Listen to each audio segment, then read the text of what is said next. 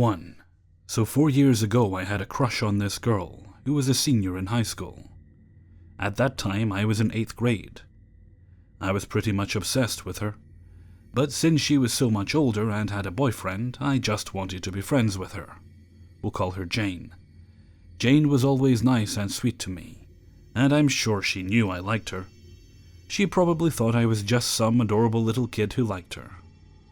I also tried being friends with her boyfriend. I looked up to her boyfriend as a role model. I no longer have a crush on her, obviously. However, for the next 3 years I had the biggest, most random crush on her little sister. I know, it's pathetic. When I'd meditate, I'd also see visions of her sister. We didn't work out, and I have happily moved on since then. But I have no anger towards her little sister at all. I'm happy for her wherever she ends up. To this day, Jane and her boyfriend, now husband, live across the street from me. But for some reason, whenever I think of her, she will suddenly appear. It's almost like I can unconsciously sense her. For instance, I was in Dollar General with a friend of mine, and Jane randomly pops into my mind, and I wonder how she is doing. As we're leaving, my friend tells me he saw Jane and thought she was extremely hot. I was shocked. She popped into my mind, and then later, I find out she was somewhere in the same room. Another time, I was in church and I see a young couple with their beautiful baby daughter. I start to imagine what my wife could look like, what traits she might have. I picture in my mind a woman in a flowery dress.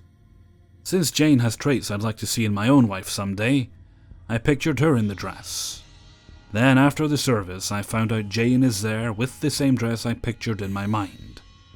Only hers was black. Just a few days ago, I had no idea that Jane was my neighbor. I was walking down the street and started thinking of how I need to become the best version of myself for my kids and future lovers someday. And was thinking about the traits I'd admire in a lover. Jane suddenly drives by and waves at me. Now these might all be coincidences.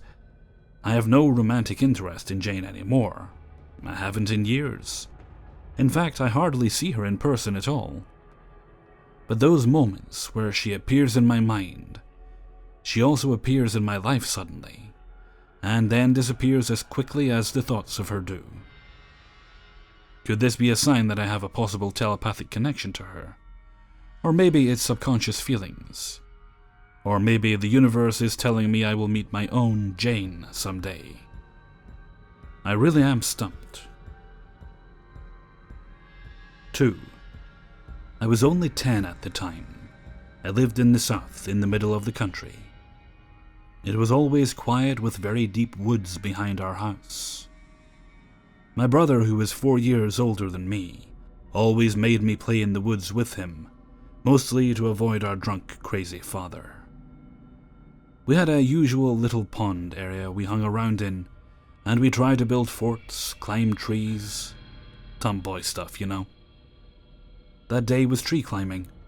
I picked an old oak tree. Must have fell down at some point because it was at a weird, acute angle, even though no other tree supported it. I was near the top, holding onto a slim branch and just looking at the view. My brother yelled something at me from below, and as soon as I looked at him, the branch snapped. I only remember it snapping, and then waking up on the dirt. Supposedly, I completely tumbled down the entire tree. My brother said it looked like a scene from a cartoon. I was completely dazed though, my body felt like shit, and he had to carry me the entire way back. But that's when I noticed the first weird change. We were dressed differently than from when we left. I mean completely. I didn't think it through too much, to be honest. I was still processing everything. After we got back to the house, I almost completely lost it. The entire house was different. Nothing was in the same place. New things were there and random old things weren't. My room was almost completely different.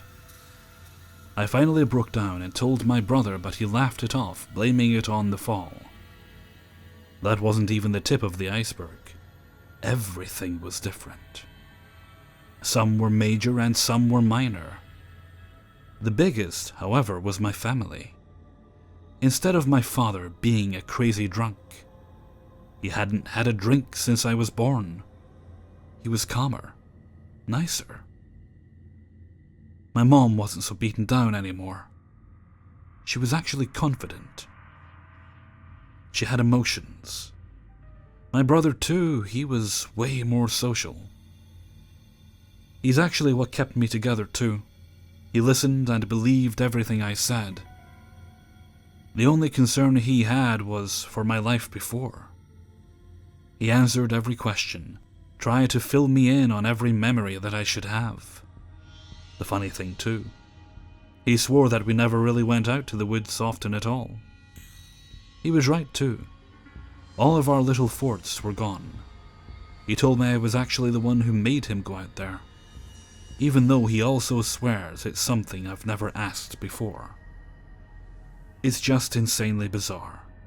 Looking back now, it still messes with me. I know everything before was real, even after telling tons of people, including therapists, and having barely anyone slightly believe me. I know it was all real, but I'm still not sure what it means. Does anyone have any ideas? I know it's an insane story, but it's something I've never gotten past. Whatever happened that day was a blessing in disguise, but everything before still haunts me. 3. I have an oddly detailed long-term memory, which makes up for my terrible short-term memory. I have never forgotten this incident, and have no explanation for it. This happened somewhere between age 7 to 10, I think 8. In the mid to late 1990s, names are changed. I was sleeping over at my best friend Kaylee's mom's apartment. Her parents had been divorced for as long as I knew her. Kaylee had a new Barbie landline phone in her room. On top of the phone was a blonde Barbie in a black dress, like a cocktail singer. I just googled it. It was the Solo in the Spotlight Barbie landline. She told me her dad had gotten her the phone so he could talk to her whenever he wanted. It was also on a different line than the other phones in the house. There was a bad storm that night, because of course there was, and I remember it being super dark outside even though it wasn't late. Thinking back, we lost power briefly, and could see out the window that other apartments had also lost power. That wasn't typical of NYC, but it was a really messy, nasty storm. Kaylee's new phone rang. She answered it, and seemed to be having trouble hearing the person on the other side. Eventually, looking confused, she said, "I think it's for you," and handed me the phone. Even though there was some static, I heard, "Hey, it's your Uncle Will." My uncle has a very distinct, deep baritone voice and a Jersey accent. It was undoubtedly him. I don't recall what he said, but I remember thinking he wasn't making sense and was having a really hard time hearing him clearly because the connection was terrible. The conversation was brief. I know for sure when we were saying goodbye he added, "I'll see you tomorrow." Kaylee and I were confused. I had no idea why my Uncle Will had called, and she had no idea how he got a hold of her phone number, which was brand new and apparently only her dad had. We had a bunch of theories, but nothing really made sense even in little kid logic. We figured we'd ask some questions the next day. I was indeed seeing my uncle that day, and Kaylee was going to her dad's house. My parents and uncle picked me up the next morning. He had absolutely no idea what I was talking about when I brought up the call. He insisted he hadn't called me. My parents said they didn't know Kaylee's number, so they couldn't have given it to him. He had never met Kaylee's dad. He was genuinely baffled, and I dropped it. Kaylee's dad told her he hadn't given anyone the number, and had no idea how my uncle would have gotten a hold of it. We got no answers, The adults brushed it off. Sure, it was just a wrong number, and we'd blown up the story. I have no idea what happened or who I talked to that night. Nothing nefarious occurred, but it was weird as hell, and I have never forgotten it. 4. So when I was a kid, myself, my brother, my sister, and my mum lived in a run-down old house that was built by my granddad. The house itself was pretty battered, but not a bad place to live except for the creepy room at the bottom of the corridor that we weren't allowed to go into. Not for any reason other than it being freaking dangerous in there. It was my granddad's old workshop, and since we had lived there, say 7 to 8 years, no one had used it. It was full of rusty tools, spiders, and dust. My mum kept it locked at all times, and since it was full of junk, we didn't really need to ever unlock it. I don't remember ever seeing a key to its door, until the day this incident happened.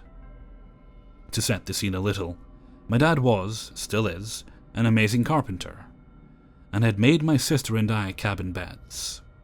They were about 4 feet off the ground. Underneath mine I had a little shop with shelves and a window for making sails, as well as a little stockroom in the back. And under my sister's she had a study with a desk and library area. They were fucking cool, and we spent a lot of time pretending to be shopkeepers and librarians. So one day I have a friend over after school, and we are in my room with my brother and sister playing shop. As far as I can remember, I was always shopkeeper, and the others took turn being customers. We had probably been playing for half an hour or so, when my brother started kicking off that he couldn't be shopkeeper. My mum comes into our room and starts scolding us, saying that we need to play a new game and share, or not play at all because we weren't making a good impression on my friend, as it was her first visit over to my house. My mum then turns to ask my friend if she is having a nice time, and if she would like a snack. And we couldn't seem to find her. None of us had left the room, or even opened the bedroom door. But she was simply not there. Our first reaction was obviously to look under the beds and in the shop and study underneath them. But she wasn't there. My mum started to panic and call my friend's name, and ask us where we last saw her. None of us could remember. We spread out, since the house wasn't very big, and called her name as we looked. We went down the corridor leading to the workshop, since the entrance was right next to our bedroom door, hoping that she hadn't managed to get in there as we knew it was dangerous. The door was locked. Mum found the key and opened the door, and it was completely untouched. No way the friend could have gotten in there. But my mum searched the room just in case. After we realized she wasn't there, all of us started to panic. Our back garden was much larger than the house, so we all spread out into the garden calling her name. She wasn't there either. The search must have gone on for 20 minutes or so, whilst my mum tried to keep us calm while trying to figure out if she should call her parents first or the police. This was back in the 90s, and we lived in a very quiet area, so I don't think she was thinking the worst, but definitely had no idea where she was. When we heard my friend's voice, we all go running back into our bedroom, and my friend was sitting in the corner looking very confused as to why we were so worried. When we asked her where she had been, she simply said that she had gone for a walk with the man. She was super calm, and didn't seem to realize that she had been missing, or that we had been all over the house and garden looking for her. Soon after, her parents arrived, and she left calmly and told us she had a lovely time. For a while we were all so dumbfounded about what happened, and only now looking back do I realize that her reaction to the whole thing might be the creepiest part. She didn't come over to play again, but funnily never mentioned it again either. As for the house and the creepy workshop, a lot of other stuff happened while we were there, I think those stories are better saved for the paranormal subs. The other things that happened, I guess, would be classified as paranormal occurrences. But I'm a lot more cynical than I used to be. It would be interesting to see if anyone has a theory on this. I am more inclined to believe it was a glitch than a ghost. 5. I want to start off by saying this is 100% true. My twin sister and I have spent a great deal of time on Reddit subs, YouTube, and other sites. She's the one who introduced me to parallel universes, glitches in the Matrix, and unexplainable events, to name a few. After countless hours of reading and listening to numerous experiences over the last year, of people who have gone through things that absolutely have no explanation, other than a glitch in the Matrix, I believe that what I experienced last Sunday was a glitch in the Matrix.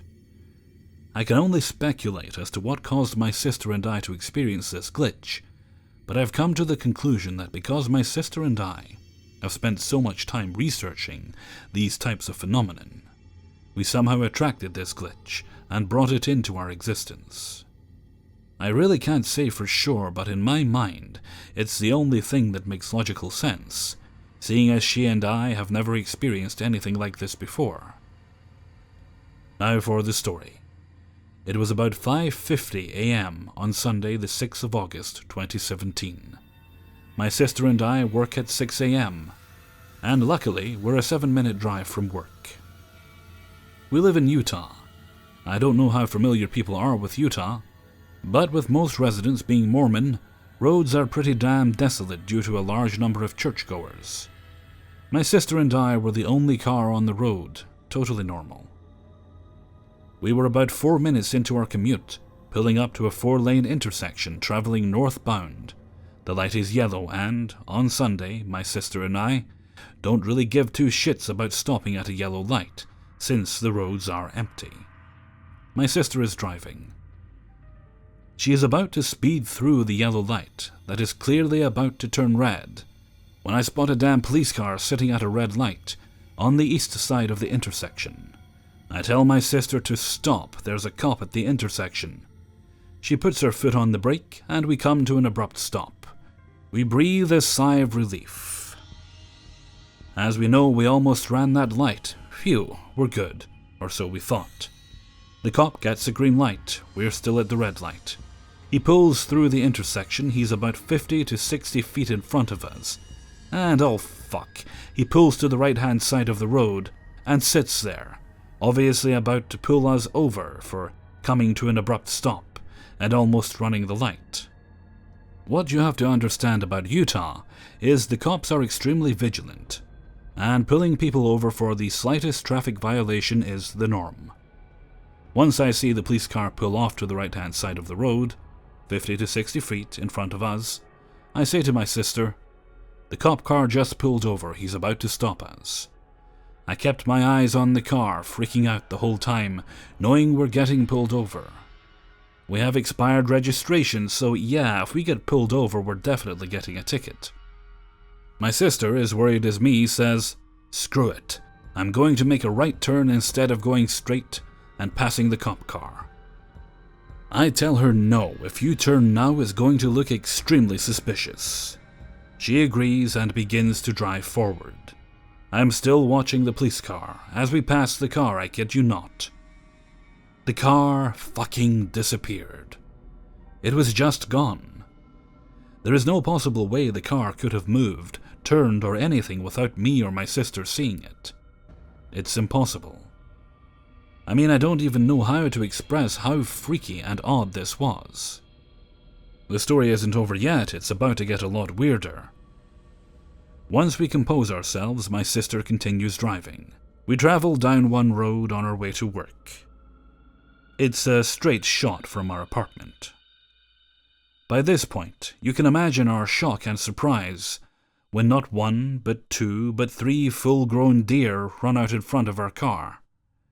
My sister slams on the brakes, barely missing the deer. My eyes were glued to the road, so I know there's no way I missed 3 deer going from my side of the car. We're like, what the hell is going on? The deer may as well have materialized out of thin air. They vanished as quickly as they appeared. It's important to clarify that the 8 years I've lived here in Utah, I've never once seen a deer on this road, or any other road for that matter. I am nowhere near an area where deer frequent. I live in a big city. It's almost unheard of to see deer, let alone 3. I don't know what the hell happened. But this was the craziest thing my sister and I have ever witnessed. I don't know if it's relevant, but it didn't occur to me until just now. It was light out. I could see everything clearly. Needless to say, the whole day felt weird, just not right, you know? Maybe it was a glitch in the Matrix. Maybe it wasn't. But nonetheless, it was crazy and unexplainable. Hey everybody, Hellfreezer here, and thank you very much for listening to 5 True Glitch in the Matrix Stories 48. Thank you very much to everybody who allowed me to use their stories in this video. My voice is still feeling a bit rough, but I'm okay enough to record. I was hoping to get some poetry recorded this weekend. Last time I did it, I just did a bunch at once. And I've got 2 sitting on my hard drive right now that I haven't uploaded. One's an Edgar Allan Poe one, the other one's something else. So I'll try and get those up for you at some point, unless I've already uploaded them by the time you hear this, although probably not. And hopefully I can get some more done this weekend. Or maybe I should just rest. That's probably what I should do. See, the thing is, when you like what you do, you tell yourself, well, I'll just do this. I'll just do this one thing. That one thing turns into a whole bunch of other things. I mean, it's like last weekend was meant to be a weekend off. Ended up recording a bunch of things. I even ended up finishing off the 2nd chapter of Dracula. Because I haven't forgotten about that. So I began recording it. Finished up chapter 2. About to start chapter 3 in that. And I'm going to get... I'm hoping to get all of it done before I start uploading. But just so you know, I haven't forgotten and I am actually actively working on it now. But yeah, I really probably should take time and rest. And I will. I will at some point. And with that, I'm going to head off for now. So until next time, thank you very much for listening, and take very good care of yourselves.